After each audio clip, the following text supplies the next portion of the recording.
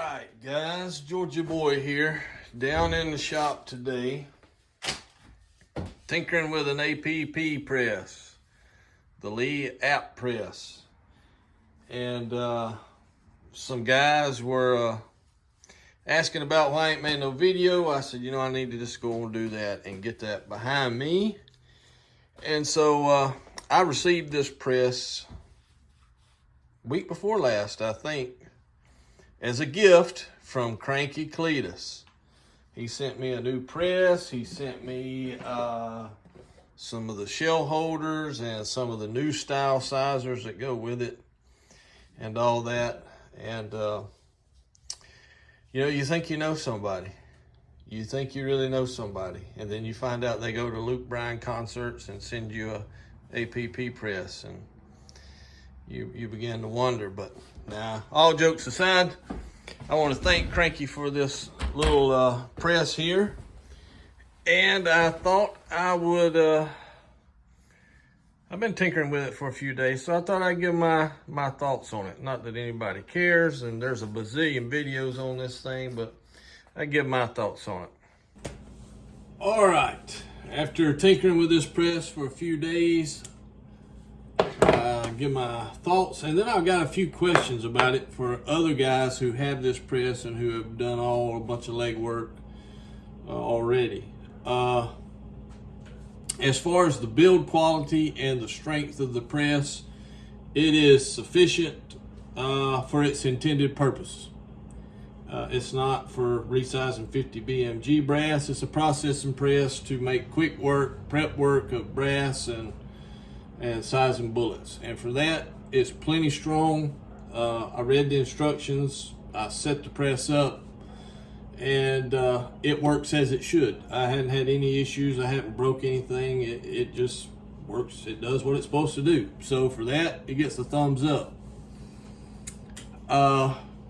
The big thing with this press is the single tube that you have to load by hand. Now, my understanding is that the Lee coilator and the case feeder works great with this press because you can dump it in, shake it, and it will position your cases base down and fill all the tubes for depriming and other stuff, getting ready to wet tumble or whatever. And so I think that's the case, and if that's the case, that's a win. That would speed this press up doing your brass work. Bullet sizing is the issue. Lee says that the bullets have to be nose down in the tube, and that their bullet feeder won't work with this press, and I assume because it doesn't position bullets nose down.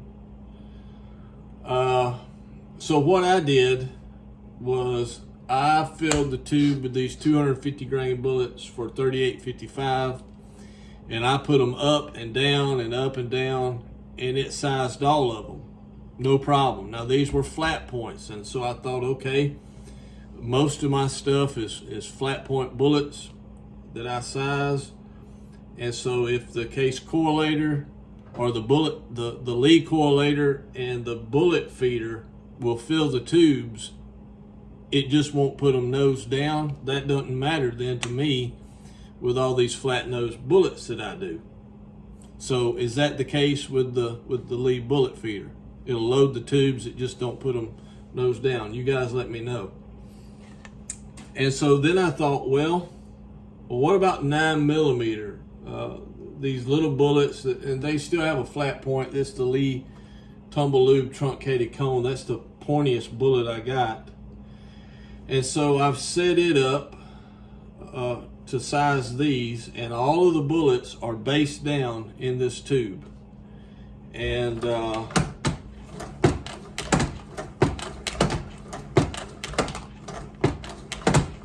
it works fine.